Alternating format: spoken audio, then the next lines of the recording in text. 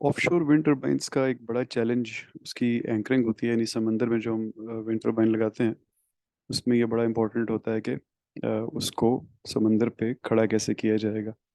तो उसके मुख्तलिफ ऑप्शंस होते हैं और हर ऑप्शन की मुख्तलिफ कॉस्ट्स होती हैं, मुख्तलिफ एडवांटेजेस होते हैं। जैसे फॉर एग्जांपल एक तरीका ये हो सकता है कि आप फिक्स्ड फाउंडेशंस रखें, यानी जिस तरह हम ऑफशोर ऑन शोर टर्बाइन जिस तरह हम बनाते हैं उसी तरह ऑफशोर बनाए कि कंक्रीट की एक टावर समंदर में पहले बेस को खोद के उसके अंदर फिक्स करें और उसके ऊपर विंड टर्बाइन लगाएं। इसमें ऑब्वियसली फिर आपको यू हैव टू एक मोनोपाइल अंदर ड्राइव करना पड़ेगा और उसको इतनी स्ट्रेंथ अंदर ड्राइव करनी पड़ेगी कि वो टेंशन और कंप्रेशन दोनों लोड्स ले ले और उसके ऊपर फिर आप टरबाइन लगा ले। नॉर्मली ये छोटे 102 अब यहाँ पे मैं छोटे कह रहा हूँ 1 से 2 मेगावाट को, क्योंकि अब हमने देखा कि लेटेस्ट टरबाइंस जो हैं वो इनसे 15-15 20-20 गुना बड़े भी इंस्टॉल हो रहे हैं। तो ये इसकी हाइट जो है वो 0 से 30 मीटर तक छोटे टरबाइंस बेसिकली इस पे लगते हैं और इसकी अपनी यानी इस टावर की हाइट जो ज़मीन के नीचे होता है 30 मीटर तक हो सकती है। टावर इटसेल्फ जो है वो 20-25-50 मीटर तक होता है, या 2 से 5 मेगावाट के टर्बाइंस का। और उसके लिए हम एक दूसरी ऑप्शन नंबर 2 तस्वीर देखें आप, तो एक ट्राइपॉड खड़ा किया हुआ है या एक जैकेट सी बनाई हुई है जिसके नीचे आपके अगेन 2 पाइल्स अंदर जा रहे हैं और लेटेस्ट स्ट्रक्चर है और उसके ऊपर खड़ी की हुई है। इस पर आप थोड़ा सा बड़ा विंड टरबाइन भी चला सकते हैं, ओबियसली थोड़ा लंबा है ये। फिर इसके बाद फ्लोटिंग स्ट्रक्चर्स, यानी एक तरफ फिक्स्ड फाउंडेशंस होगी, दूसरा ऑप्शन आपका फ्लोटिंग स्ट्रक्चर्स होता है। तो फ्लोटिंग स्ट्रक्चर्स में भी आपके पास 2 ऑप्शंस हैं। एक ऑप्शन ये है कि आप जो आप ये नंबर 3 तस्वीर देख रहे हैं कि आप एंकर कर दें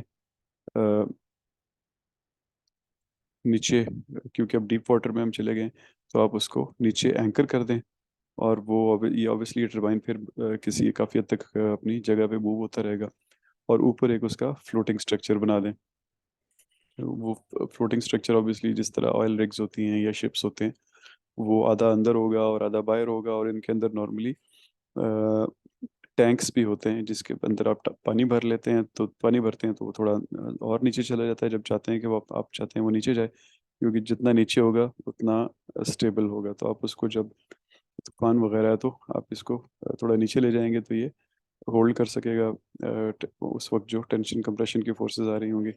और जब काम सी चल रहा होगा तो आप इसमें से पानी निकाल के इसको थोड़ा ऊपर कर सकते हैं। ऊपर करेंगे तो ये अच्छी पावर दे सकेगा हमें। और इसके इनमें आप टेंशन लाइक प्लेटफॉर्म्स इस्तेमाल करते हैं अप टू 50 मीटर तक, यानी जो आपका ये तीसरी तस्वीर है। और मज़ीद गहरे पानी में जब आप जाते हैं तो आप स्पार बॉयज़ इस्तेमाल करते हैं, यानी ये एक सिंगल स्पार की शक्ल का एक बॉय होता है, ये प्लास्टिक का या अ, उससे मिलते जुलते किसी मटेरियल का या ऐसे फाइबर ग्लास का स्ट्रक्चर होता है जिसके अंदर वैक्यूम होता है। तो ये फ्लोट करता है नीचे जो एंकरिंग हुई हुई है, ये जो रस्सियाँ गई हुई हैं और नीचे बंधी हुई हैं, इनकी वजह से ये फ्लोट अपनी जगह पे रहता है और सीधा रहता है। और इसको भी आप पानी के टैंक्स के ज़रिए ऊपर नीचे कर सकते हैं। और ये ऑब्वियसली फिर जहाँ ज़्यादा डीप पानी है वहाँ पे इस्तेमाल करते हैं। तो जैसे मैंने आपसे पहले भी बताया था कि जो ये ऑफशोर विंड टर्बाइंस हैं अभी तक ये बहुत ज़्यादा दुनिया में लगे हुए नहीं हैं, और अगर कहीं लगे हुए आपको नज़र आए तो बहुत कम तादाद में होते हैं और वो एक्सपेरिमेंटल वजह से लगे होते हैं। उसकी मुख्तलिफ रीजंस हैं। अब इसलिए एक रीज़न ये है कि दुनिया में फ़िलहाल बहुत कम मुल्क हैं जिनके पास स्पेस की कमी है ना। ये एक सिंगापुर आपको बड़ा बड़ा मुल्कों में नज़र आता है, एक हॉलैंड नज़र आता है जो जिनके पास टेक्नोलॉजी भी है लगाने की, लेकिन उनके पास जगह नहीं है कम करने ये ज़मीन पे लगाने की ज़्यादा जगह नहीं है, तो वो लोग वहाँ पे कुछ प्रैक्टिकली लगे हुए हैं वरना एक्सपेरिमेंटल बेसिस पे लगे हुए हैं। और क्यों बाकी मुल्क फिलहाल नहीं लगा रहे, क्योंकि फिलहाल इसकी कॉस्ट बहुत ज़्यादा है, और जो लैंड पे या ऑन शोर विंड टर्बाइन्स हमारे, उनकी कॉस्ट इसकी निस्बत तकरीबन वन थर्ड आती है। तो इसलिए इसमें फिलहाल इतने नहीं लग रहे, लेकिन जो जो अब आगे हम देखेंगे कि इनके कॉस्ट के जो ट्रेंड्स जा रहे हैं वो ये हैं कि इनकी कॉस्ट गिर रही है। तो ये कहीं ऐसा हुआ कि they they are comparable to land based wind turbines, तो फिर ऑब्वियसली सी में काफ़ी ज़्यादा लगने शुरू हो जाएंगे। जब आप सी में लगाते हैं विंड टर्बाइन्स तो उसके लिए स्पेशलाइज्ड इक्विपमेंट चाहिए होते हैं हमें। स्पेशलाइज्ड इक्विपमेंट क्यों चाहिए होती है? ऑब्वियसली एक वजह समंदर की इन्वायरमेंट है। एक तो ये है कि समंदर का पानी हर वक्त मूव करता रहता है ना। दिन में तकरीबन 6 मरतबा 4 4 घंटे के फ़र्क से हाई टाइड्स और लो टाइड्स आती हैं। और वो दुनिया में कुछ जगहों पे काफ़ी ज़्यादा आती हैं, 5 5 6 6 मीटर तक हाइट चेंज हो जाती है पानी की, कुछ जगहों पे कम आती है। और फिर depending on this shape of the land, यानी सी के पीछे जो लैंड है, तो उनके उनके आने से वेव्स भी बड़ी या छोटी बनती हैं। और ये एक वजह हो गई, और दूसरी वजह मौसम जब ख़राब होता है समंदर में कहीं भी, यानी टाइड इफेक्ट को छोड़ के भी, विंड की वजह से या बाकी इन्वायरमेंट की वजह से समुद्री तूफान वगैरह आते हैं, तो इजी नहीं होता वहाँ पे कोई भी काम करना। और वैसे ही इन इटसेल्फ पानी पे कोई काम करना और ज़मीन पे काम करना, स्टेबिलिटी का बहुत फ़र्क होता है। और आपने यहाँ पे अब बड़ी हैवी इक्विपमेंट पहले किसी शिप वगैरह पे या किसी भी प्लेटफॉर्म पे रख के लेके जानी है उधर, और फिर वहाँ पे उसको इंस्टॉल करना है। और इंस्टॉल करने से पहले आप वहाँ पे कंक्रीट का काम ऑब्वियसली कर चुके होंगे, या कोई फ्लोटिंग स्ट्रक्चर्स हैं तो वो लगा चुके होंगे। वज़न टिपिकली जो हमारे पास विंड टर्बाइन्स लगे हुए हैं जी के, अ, उनका वज़न 164 टन होता है। और सबसे बड़ा उसका पार्ट टावर ही होता है, वो 71 टन का होता है। रोटर यानी हब और ब्लेड आपके 36 टन के होते हैं, और जो आपका नसेल है वो 56 टन का होता है।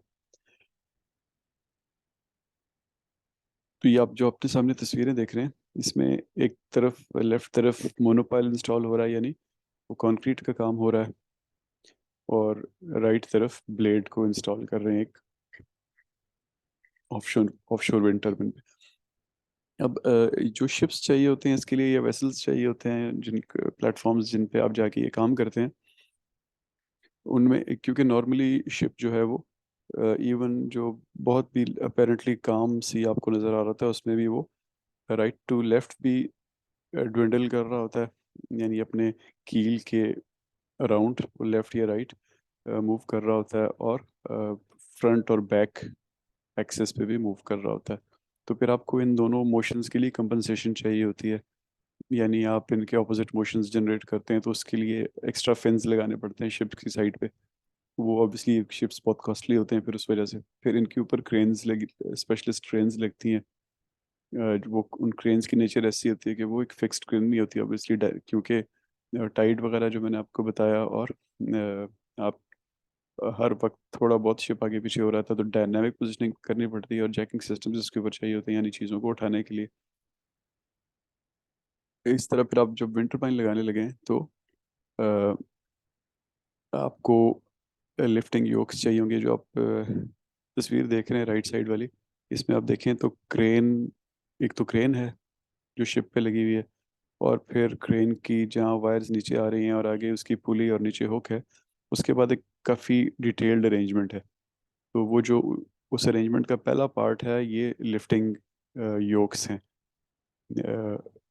यानी आपने आप स्ट्रेट हुक से नहीं उठाना होता आपने इसको, बल्कि इसके लिए एक एक डायनामिक, बहुत से केसेस में, यानी वो जिस तरह सीपीपी कंट्रोल करते हैं, तो इसके कुछ पार्ट्स जो है उनको आप लंबा या छोटा कर सकते हैं बैलेंस करने के लिए। और फिर स्टैकिंग फ्रेम्स होते हैं, यानी जो आप नीचे वाला पार्ट देख रहे हैं, एक क्लैंप्स है जिसने इसको उठाया हुआ है, ये एक इसने सिंगल उठाया हुआ है, लेकिन ये मल्टीपल क्लैंप्स भी होते हैं, और एक फ्रेम सा बना होता है जिसके अंदर आप मुख्तलिफ इक्विपमेंट को स्टैक करके लेके जाते हैं। पहले एक लगाते हैं, फिर दूसरा लगाते हैं। उसकी वजह ये होती है कि अ, आप नॉर्मली जिस जिस तरह ये काम मैंने आपको बताया हॉलैंड में फ़िलहाल हो रहा है, या सिंगापुर वगैरह में हो रहा है, या और फ्रांस में एक्सपेरिमेंटल बेसिस पे लगे हुए हैं काफ़ी सारे, जर्मनी में लगे हुए हैं।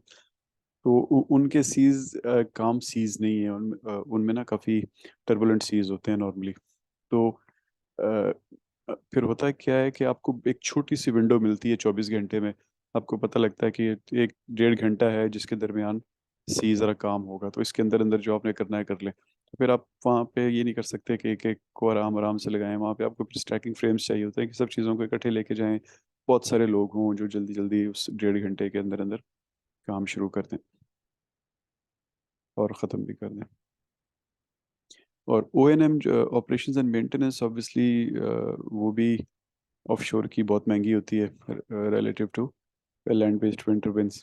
अब इसमें उसके रीजंस हम काफ़ी डिस्कस कर चुके हैं। होस्टाइल ऑपरेटिंग एनवायरनमेंट है, आपके ऊपर पानी का स्प्रे हो रहा है, सॉल्ट वाटर है वो, और आपकी टरबाइन के ऊपर, और वो उसको गला रहा है। तो ज़्यादा फिर बार बार आपको उसकी मेंटेनेंस करनी पड़ेगी। विंड स्पीड्स हाई हैं तो इसका मतलब स्ट्रेसेस आ रही हैं आपके, स्पेशली आपके जो ब्लेड्स होते हैं वो सी पे जो टरबाइंस लगे होते हैं उनके बहुत जल्दी ख़राब होते हैं। तो आप उनको उनके आपको उनकी बहुत ज़्यादा मेंटेनेंस करनी पड़ती है। सेकेंडली एक्सेस ऑब्वियसली डिफ़िकल्ट है। आपको बोट्स शिप्स चाहिए, ऊपर जाने के लिए क्रेन्स चाहिए, प्लेटफॉर्म्स चाहिए, और वो जो वेदर का चैलेंज है या टाइड टाइड के टाइम्स का चैलेंज है वो तो मैंने आपको बताया, वो तो है ही है। तो इस तरह फिर आप अगर छोटा काम है और इसके लिए ज़्यादा बड़ी इक्विपमेंट नहीं जानी, तो हेलीकॉप्टर्स लोग इस्तेमाल करते हैं, और उसके थ्रू नसैल के ऊपर लैंडिंग इक्विपमेंट लैंडिंग की अरेंजमेंट होती है, और वहाँ पे हेलीकॉप्टर लैंड करके तो लोग जाके काम करते हैं। जो ऑफशोर विंड टर्बाइंस हैं इनकी ऑब्वियसली फिर अगला एक और बड़ा चैलेंज ये होता है कि इनसे बिजली को ट्रांसमिट करके अपनी ग्रिड तक कैसे लेके जाएं। तो दो ऑप्शंस हैं, या तो आप एसी बिजली जनरेट हो रही है ऑल्टरनेटिंग करंट उसी को सीधा ले जाएं, या आप डीसी में कन्वर्ट करें और लैंड तक ले जाएं, और वहाँ वापस फिर आप एसी में कन्वर्ट करके ग्रिड को दे दें। तो जो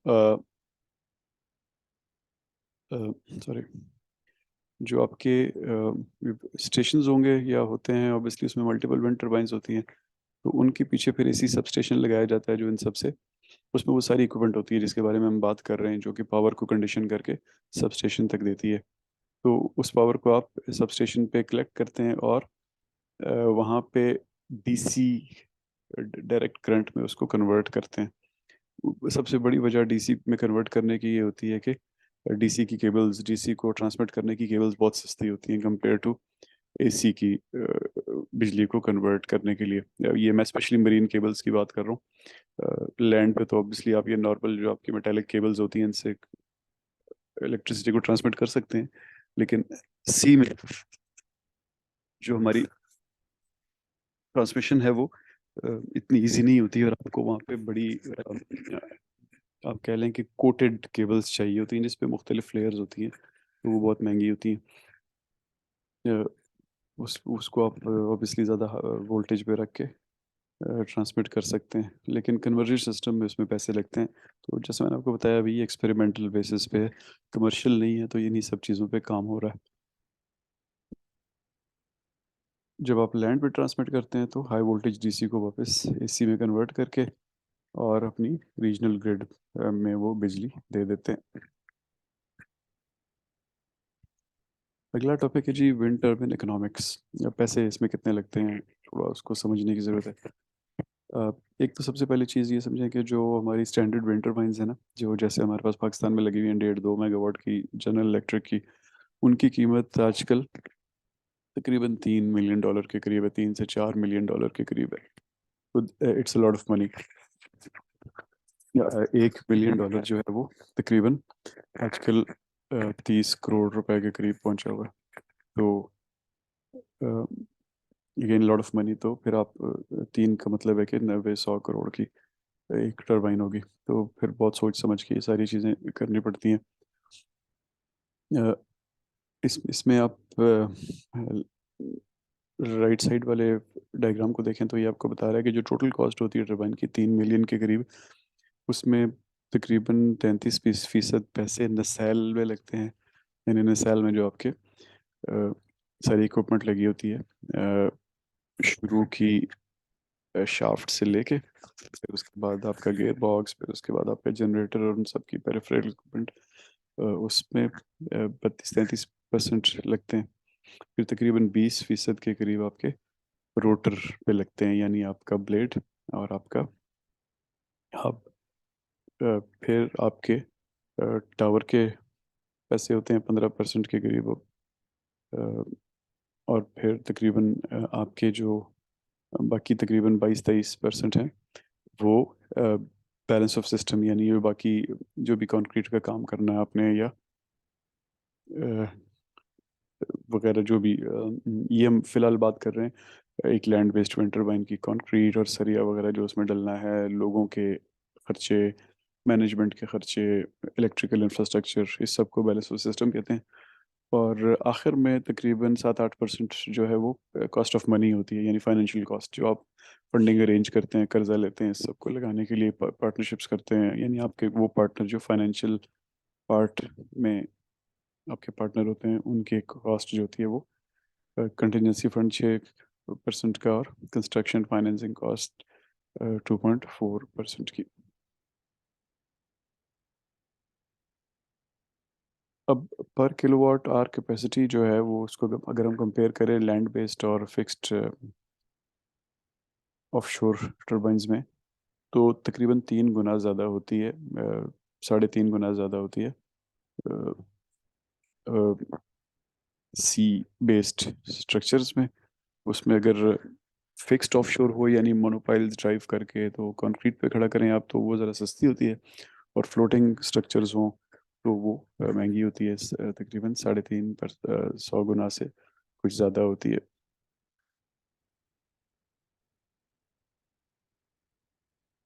जो लाइफ टाइम ONM को अगर आप कंपेयर करें, तो अगर आपकी टरबाइन 100 रुपए की आती है, तो उसको लाइफ टाइम में तकरीबन 25 रुपए ONM के लिए भी चाहिए होंगे। तो जहाँ 3 मिलियन हम कह रहे हैं कि एक टरबाइन आएगी, तो तकरीबन इसका मतलब है कि ONM मिला के 375 मिलियन हमें ओवरऑल कॉस्ट पड़ेगी। तो ऑपरेटिंग एक्सपेंसेस में कुछ एक्सपेंसेस होते हैं, इसी तरह शेड्यूल्ड मेंटेनेंस के एक्सपेंसेस होते हैं, और अनशेड्यूल्ड भी हो सकती है। तो इसमें जितना जितना आप ऑफशोर की तरफ जाते जाएंगे, तो उतनी कॉस्ट बढ़ती जाएगी, और ONM की cost in comparison to original cost भी बढ़ती जाएगी। अब ये लेवलाइज्ड कॉस्ट ऑफ एनर्जी का कंपैरिजन है पर मेगावाट आवर। तो नीचे कन्वेंशनल हैं, यानी जो हम कोल और गैस वगैरह इस्तेमाल करते हैं, न्यूक्लियर, और ऊपर लाइट ब्लू में रिन्यूएबल एनर्जी है। इसमें आप देखें तो विंड जो है वो सबसे सस्ती है,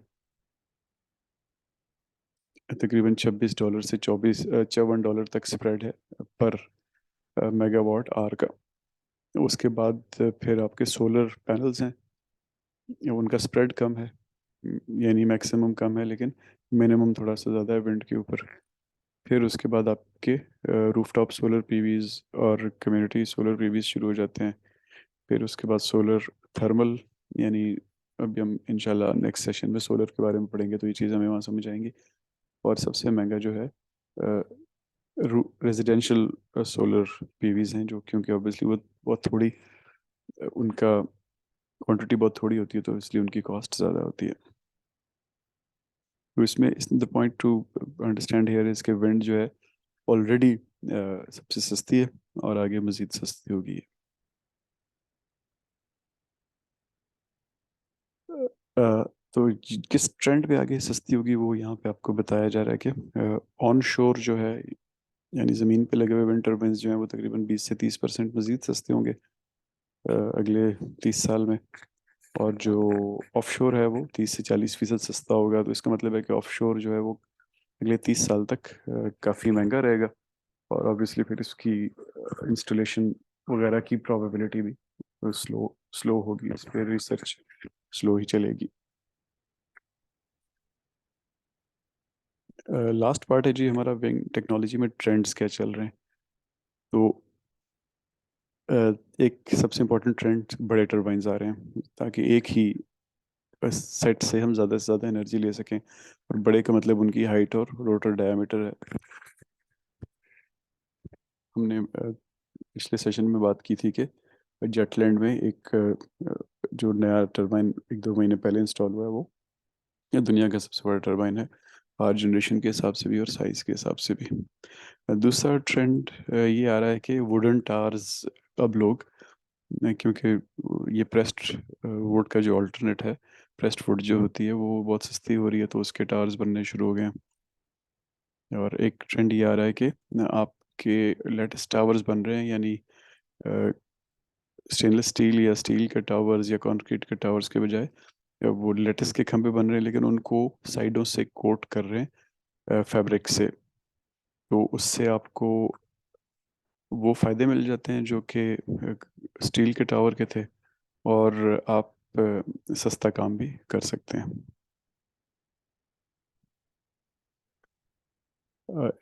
एक और ट्रेंड जो मैंने आपसे पहले डिस्कस किया था वो है डायरेक्ट ड्राइव जनरेटर्स, यानी गियर बॉक्स के बगैर के विंड टर्बाइन्स लग रहे हैं डायरेक्टली।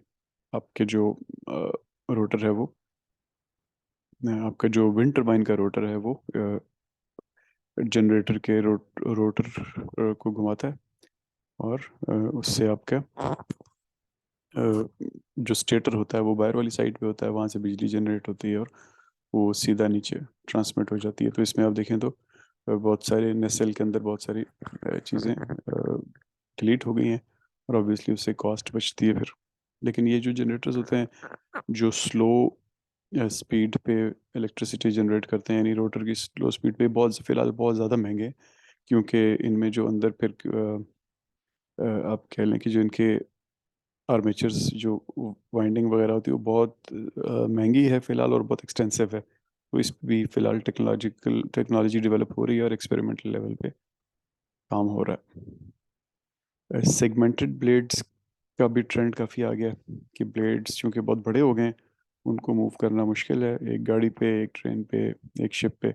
तो अब उनको पार्ट्स में बनाया जा रहा है और उनको फिर ऑन साइट जाके वहाँ पे उनको असेंबल किया जाता है, जहाँ ऑब्वियसली इसकी अंडरस्टैंडेबल फ़ायदा है, वहाँ पे नुकसानात भी ये हैं कि जो जॉइनिंग वाली जगह होती है तो उसकी स्ट्रेंथ रिलेटिवली कम होती है, तो फिर इनको आप फिलहाल ऐसी जगह पे नहीं लगा सकते जहाँ पे बहुत ज़्यादा तूफान वगैरह आते हैं या बहुत ज़्यादा टर्बुलेंस हो, क्योंकि वहाँ पे फिर इनके बकल होने का खदशा होता है।